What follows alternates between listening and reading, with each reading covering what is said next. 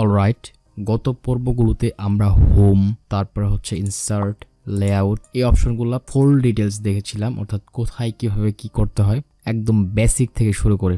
So আজকের ভিডিওতে আমরা দেখব কিভাবে আমরা ডিজাইন যে অপশনটা আছে এখানে দেখতে পাচ্ছেন রিবনের মধ্যে ডিজাইন, এই ডিজাইনটা কিভাবে কাজ করে। সো এই বিষয়টা আজকে আমরা দেখব।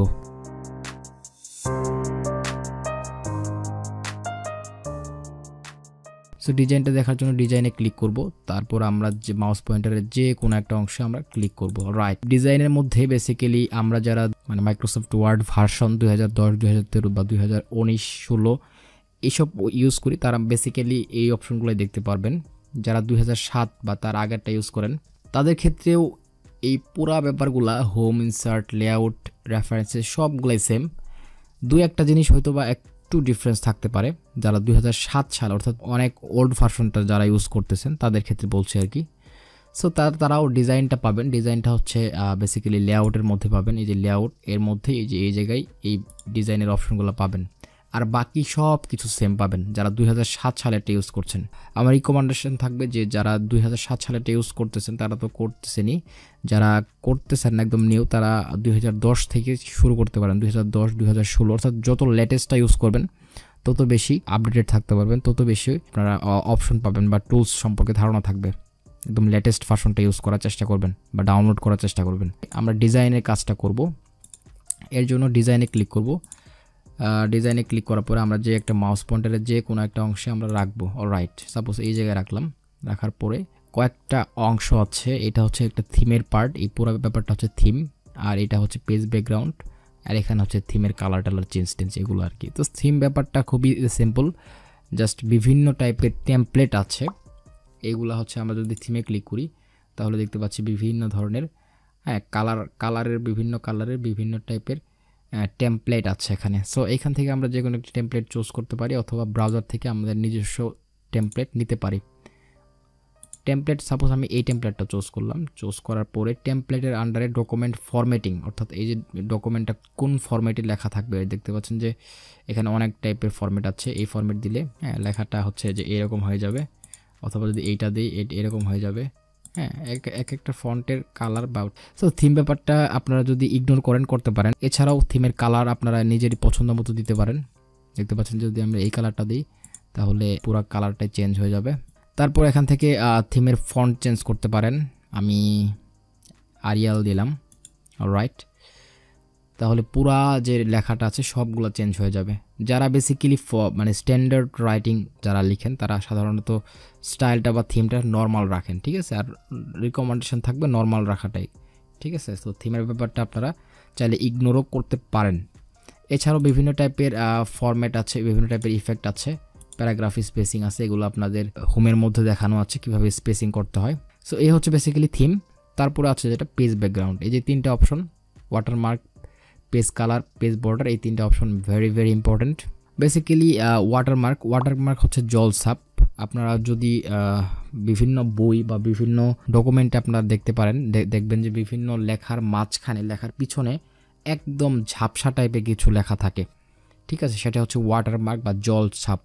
সাপোজ আমি একটা জলছাপ আপনাদের দেখাই। সাপোজ এই পেজটার মধ্যে আমি একটা জলছাপ দিব। রাইট, পেজটার যে কোনো অংশে ক্লিক করলাম বা কার্সার রাখলাম, রাখার পরে ওয়াটারমার্কে ক্লিক করব। এখানে অনেক ধরনের ডিফল্ট দেওয়া আছে, ডিফল্ট ওয়াটারমার্ক দেওয়া আছে। সাপোজ আমি যদি এটা দিই তাহলে দেখতে পাচ্ছেন একদম হালকা করে একটা লেখা কিন্তু এখানে চলে আসছে। এটা হচ্ছে জলছাপ বা watermark. Alright, do not copy এটাও দিতে পারি। পরে আমরা যদি আমাদের নিজেদের কোনো লেখা কপিরাইট অ্যালার্ট এরকম যদি কোনো লেখা লিখতে চাই সেক্ষেত্রে হচ্ছে বা আমাদের নাম যদি রাখতে চাই সেক্ষেত্রে হচ্ছে কাস্টম ওয়াটারমার্কে ক্লিক করব। তারপর ডু নট কপি, এই জায়গায় আমরা আমাদের নিজেদের যে ওয়াটারমার্কটা, যে নামে ওয়াটারমার্কটা তৈরি করব সে নামটা দিব। সাপোজ আমি লিখলাম টেক ক্যাম্পাস। আমরা এটা লিখে যদি ওকেতে দিই তাহলে দেখতে পাচ্ছেন যে টেক ক্যাম্পাস নামে এই যে ছোট্ট করে একদম লেখার পিছনে একটা ওয়াটারমার্ক চলে আসছে। সো এইভাবে আমরা কাস্টম ওয়াটারমার্ক তৈরি করতে পারি। সো এইটাকে আমরা বিভিন্ন সাইজ করতে পারি, বিভিন্ন সাইজে আমরা আনতে পারি। যেমন 60, যদি এটা 60 আনলে একটু ছোট হচ্ছে, আবার যদি বড় করতে চাই তাহলে আবার কাস্টমে ক্লিক করব। এখান থেকে বিভিন্ন এই ব্যাপারটা হচ্ছে সাইজ, আমাদের ওয়াটারমার্কের সাইজটা কতটুকু থাকবে সেটাই হচ্ছে বিষয়। তো আরেকটা ব্যাপার হচ্ছে যে ওয়াটারমার্ক, পিকচার ওয়াটারমার্ক, আমরা যদি ওয়াটারমার্কটা লেখার পরিবর্তে কোনো ছবি আমরা যদি অ্যাড করতে চাই সেক্ষেত্রে হচ্ছে সিলেক্ট পিকচারে ক্লিক করব। রাইট, সিলেক্ট পিকচারে ক্লিক করার পর আমরা এখানে ইন্টারনেট থেকে কোনো কিছু সার্চ করেও একটা ছবি দিতে পারি, অথবা আমাদের কম্পিউটার থেকেও ফোল্ডার থেকে যে কোনো একটা ছবি দিতে পারি। লাইক আমি এই যে ছবিটা আমরা ওয়াটারমার্ক দিব। সো এই ছবিতে ক্লিক করলাম, ক্লিক করার পরে ইনসার্টে ক্লিক করলাম, তারপরে ওকে। অলরাইট, দেখতে পাচ্ছেন যে এই যে একদম ক্রিস্টালভাবে একদম ভালোভাবে লক্ষ্য করে দেখবেন যে আমাদের ছবিটার কিন্তু ব্যাকগ্রাউন্ডে চলে আসছে, এবং এই ছবিটা কিন্তু ব্যাকগ্রাউন্ডে দেখতে পাচ্ছেন। ছবিটাকে লেখাটাকে যদি নিচে আনি তাহলে দেখতে পাচ্ছেন এই যে এই একদম ক্লিয়ার দেখা যাচ্ছে। সো এইভাবে কিন্তু আমরা একটা ওয়াটারমার্ক অ্যাড করতে পারি। এখন আমরা আমাদের প্রশ্ন জাগতে পারে যে ওয়াটারমার্কটা যে দিলাম সেই ওয়াটারমার্কটা আমরা কীভাবে রিমুভ করব। খুবই সহজ, ওয়াটারমার্কে চলে যাবেন, তারপর রিমুভ ওয়াটারমার্ক, তাহলে ওয়াটারমার্কটা চলে যাবে।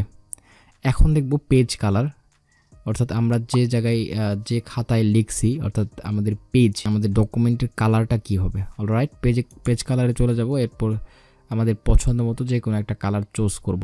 সাধারণত সাদাই থাকে, যেহেতু ম্যাক্সিমাম পেপার সাধারণত সাদাই হয়, সেক্ষেত্রে সাদা কালারই ম্যাক্সিমাম হয়। আমরা যদি চাই যে আমরা বিভিন্ন কালারাইজ করব, সেক্ষেত্রে কালারাইজ করতে পারি। অলরাইট, লাইক আমি এই কালারটা দিলাম। ওকে, আপনাদের কি মনে আছে যে কিভাবে আন্ডু করতে হয়? সো আন্ডু করার জন্য কিন্তু বেসিক্যালি Ctrl Z চাপলে আন্ডু হয়ে যাবে, অর্থাৎ আগের অবস্থায় ফিরে আসবে।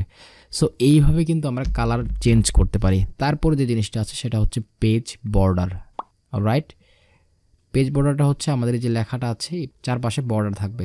তো এর জন্য পেজ বর্ডারে ক্লিক করব। পেজ বর্ডারে ক্লিক করার পরে নান অর্থাৎ এখন কোনো বর্ডার নাই। তারপরে যদি আমরা বক্স টাইপের কোনো বর্ডার দিতে চাই তাহলে বক্স দিব, কোনো শেডো দিতে চাইলে শেডো দিব, 3D শেডো দিতে চাইলে 3D শেডো দিব। লাইক আমি বক্সটাই দিতে চাচ্ছি, আমি লাইক বক্স দিব। ওকে, বক্স দেওয়ার জন্য আমরা কোন টাইপের লাইন দিব, শেপের যে চারপাশে থাকবে এই লাইনগুলা কি টাইপ হবে, মোটা হবে না, চিকন হবে না, র্যাক হবে। সাপোজ আমি উপরেরটাই দিলাম, দেওয়ার পরে আমি যদি ওকেতে ক্লিক করি তাহলে দেখতে পাচ্ছেন যে একটা বর্ডার চলে আসছে। ঠিক আছে, সো এইভাবে আমরা একটা বর্ডার দিতে পারি। আমরা চাইলে যে কোনো একটা পাশ বর্ডার আমরা নাও দিতে পারি, বা দুই পাশ বর্ডার দিতে পারি। আমি চাচ্ছি যে লাইক উপরে এবং নিচে থাকবে না, জাস্ট দুই পাশে বর্ডারটা থাকবে। সেক্ষেত্রে হচ্ছে আমরা আবার বর্ডারে চলে যাব। বর্ডারে চলে যাওয়ার পরে আমরা যে জায়গায় ক্লিক করব, এই যে উপরে একটা প্রিভিউ দেখতে পাচ্ছেন, এই প্রিভিউয়ের মধ্যে যে জায়গায় ক্লিক করব সেই জায়গায় চলে যাবে। আমরা উপরে এবং নিচে ক্লিক করলাম, তারপরে ওকে দিলাম, দেখতে পাচ্ছেন যে উপরে এবং নিচে নাই, জাস্ট দুই পাশে বর্ডারটা আছে। রাইট, সো এইভাবে কিন্তু আমরা একটা বর্ডার দিতে পারি। সো খুবই সুন্দরভাবে আমরা দেখলাম যে কিভাবে হচ্ছে ডিজাইনের কিছু কাজ আমরা কিভাবে করতে পারি। সো খুবই সিম্পল, এভাবে আমরা ডিজাইনের প্রত্যেকটা কাজ খুব সহজভাবে করতে পারি। আশা করি আপনাদের ভিডিওটা ভালো লাগবে। ভিডিওটা ভালো লাগলে আপনাদের সাথে থাকুন এবং আমাদের চ্যানেলটি সাবস্ক্রাইব করে আমাদের পাশেই রাখুন। Thank you all the best.